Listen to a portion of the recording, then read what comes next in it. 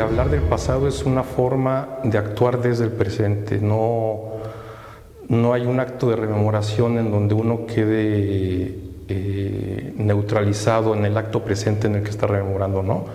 En este sentido, el pasado es siempre un pasado vivo, es un pasado que está actuando y actualizándose en el mismo acto o momento en el cual uno recuerda las cosas.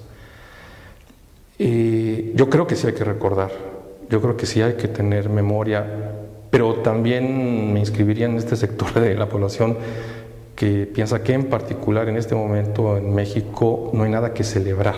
En psicoanálisis se utiliza la recordación de escenas infantiles como una técnica para darle una resignificación a los hechos y poder ante ellos rectificar la experiencia vivida, sanearla y madurar mejor. Tocamos un punto que es sumamente importante. La sensación de pertenencia y la capacidad de pertenencia de un ser humano viene también de la muy temprana infancia, de estos momentos de vida en que el individuo puede compenetrarse con aquello que está ocurriendo en su medio y de alguna manera los padres lo hagan sentirse partícipe y parte activa del mundo que lo rodea. Que sea un mundo creativo, que sea un mundo que soluciona, que sea un mundo que no se atora en estos círculos viciosos constantes, que sea un mundo que le permita sentirse lo suficientemente seguro y con una autoestima lo suficientemente sólida para poder interactuar con otros seres humanos de una manera sana y creativa.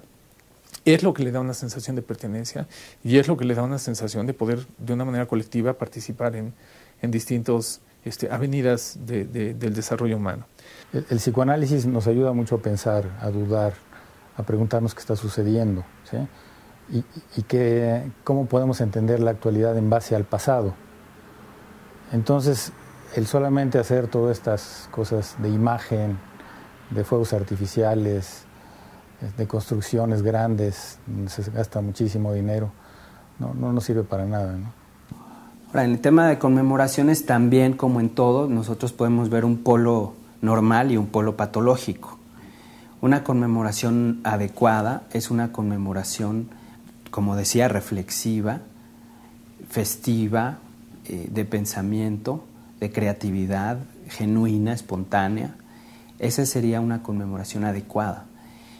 Pero también podemos tener conmemoraciones inadecuadas o patológicas, que serían, nosotros tenemos un término, cuando es en lugar de lo reflexivo, es lo evacuativo.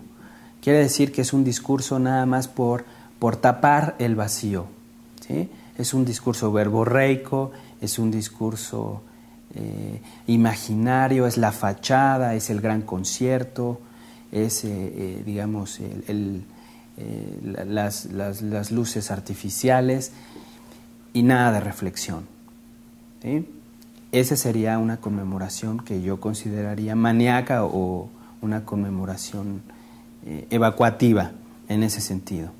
Si fueran unas conmemoraciones en donde realmente estuviéramos recordando el pasado, estaremos aprendiendo de nuestra experiencia. ¿Qué sentido tiene celebrar de la manera que se avisora como maníaca, ¿no? ¿Sí? Luces extraordinarias, ese monstruo que se creó en Guanajuato, con un dispendio y un derroche de dinero, cuando a unos pasos están comunidades como Silao, en donde la gente se está muriendo de hambre. Esa es una celebración inaceptable. Los que dicen no hay nada que celebrar, yo creo que los entiendo desde esta parte donde, bueno, efectivamente celebrar es un recordar juntos, incluye un ingrediente de festejo, de felicidad. Y si vemos la realidad del México actual, donde estamos sumidos en una violencia extrema, donde vemos las noticias todos los días y nos topamos con que ya una bomba explotó en tal lado, donde ya hay tantos muertos en otro lugar, pues vemos que hay una realidad que no nos lleva a festejar, ¿no? O sea, no hay nada que festejar si lo vemos desde ese punto de vista. Recordar yo creo que sí vale la pena, pero celebrar, yo creo que no hay nada que celebrar, al contrario. Creo que la situación que estamos viviendo en muchos sentidos es un acto históricamente de contraposición a lo que es la independencia y la revolución.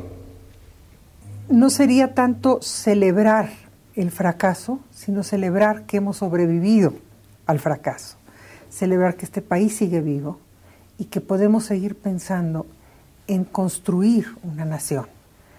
Y lo podemos hacer a través de recordar nuestros procesos y ver en ellos qué nos hirió, qué nos lastimó, qué hay que rectificar para generar un nuevo curso en la historia mexicana, ¿no? También las conmemoraciones son muy importantes porque es un tiempo de reflexión transgeneracional. Es decir, es un tiempo en donde todas las generaciones que convivimos en este México actual podemos identificarnos en un mismo sentido, como en nuestra identidad mexicana, en nuestra identidad histórica. Y también es recordar a los grandes antepasados. Y no solo son los antepasados de los libros de historia, los grandes héroes nacionales, sino los antepasados de cada familia. Esos son los grandes héroes de cada familia. El abuelo, el bisabuelo, la bisabuela. Ese es el tipo de historias que hay que recordar y rememorar. Saber de dónde vinieron, qué hicieron ellos con el México que les tocó, cómo les fue. Obviamente, resaltar las virtudes y aprender de los errores de las generaciones anteriores. Esto es muy importante porque ayuda a tener una sociedad más sana en la medida en que va elaborando generacionalmente a través de estas conmemoraciones, ¿no?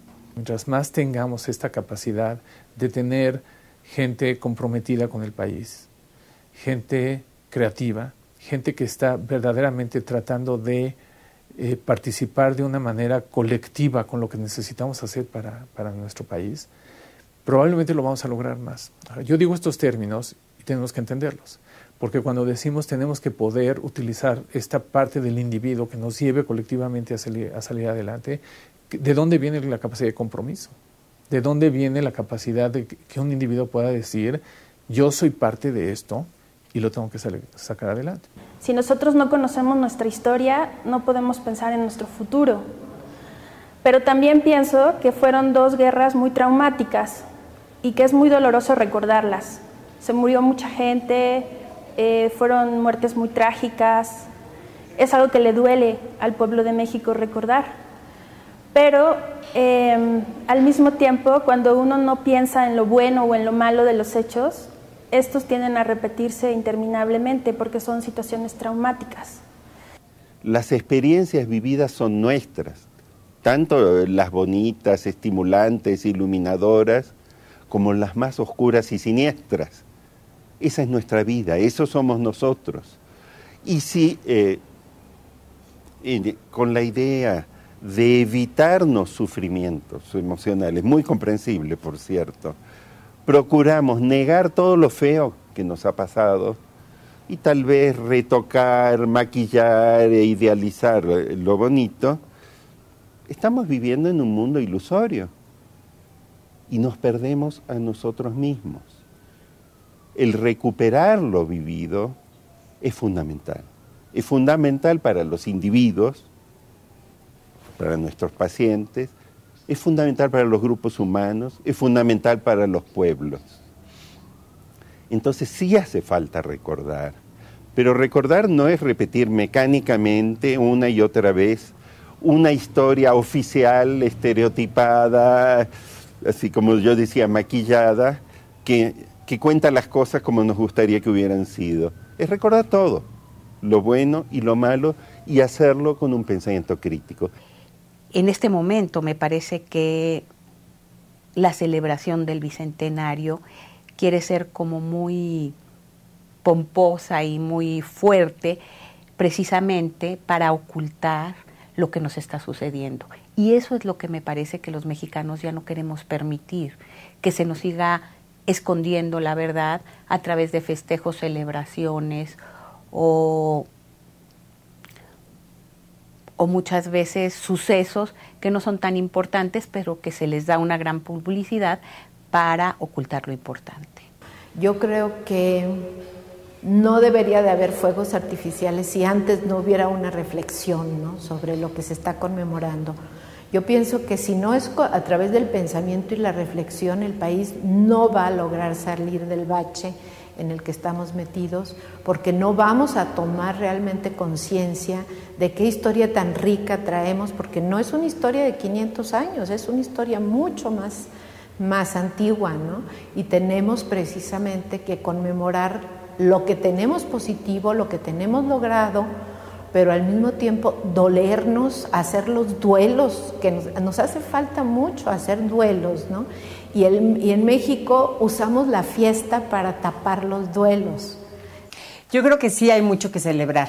Lo que se tiene que celebrar en psicoanálisis se llama una fuerza yoica, a una instancia que puede mediar entre lo que sucede afuera y entre lo que sucede adentro, que puede tener una capacidad de adaptación, que puede tolerar la frustración, puede esperar, puede planear, digamos.